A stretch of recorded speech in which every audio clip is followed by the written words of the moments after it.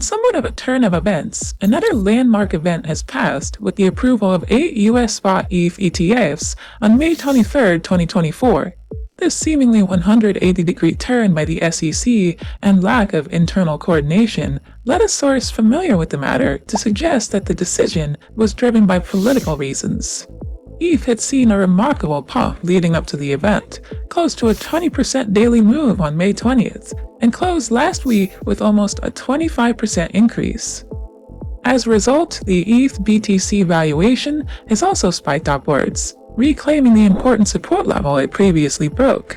Now it's time to see if the momentum continues, or this will simply form another lower high.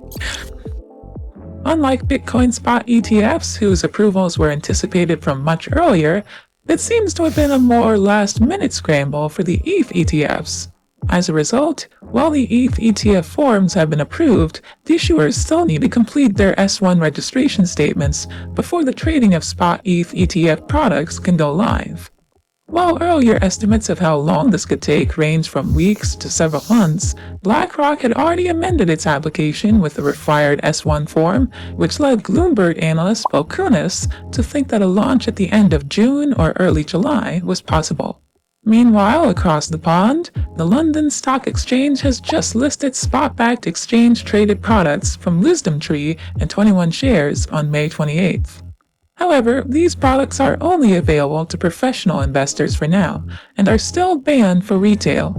As for crypto's regulatory landscape, an important development is the Financial Innovation and Technology for the 21st Century Act, aka FIT21 bill, which was passed by the U.S. House of Representatives 2 weeks ago. Despite opposition from the SEC chairman, Gary Gensler. This was largely seen as a win by the crypto community because, among other reasons, it would give more clarity on what assets can be classified as digital commodities versus securities. However, if you're not familiar with the U.S. lawmaking process, there are still several steps and obstacles that need to be passed before it can become law.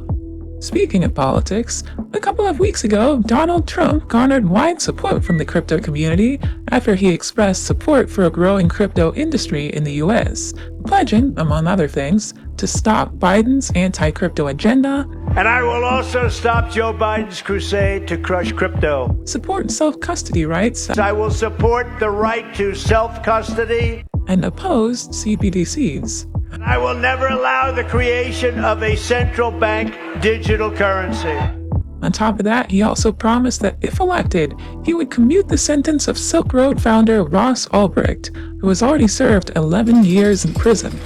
Thereafter, Trump became the first president to accept donations via the Bitcoin Lightning Network. Of course, shortly after this, Trump was also found guilty in the infamous hush money trial, making him the first U.S. president convicted of a crime. In typical crypto fashion, meme coin Trump saw a spike upon the verdict. We've also seen more shenanigans in the last 2 weeks, with celebrities sketchily launching meme coins, most of whose prices have already plummeted. For those who come into the space only to extract value, we say good riddance. Good news is that devs continue building. Long-standing projects like ENS and Aave have announced that they'll be launching their own app-specific L2s on Ethereum. These will greatly reduce fees for using the protocols, especially after the ETH Dencun upgrade.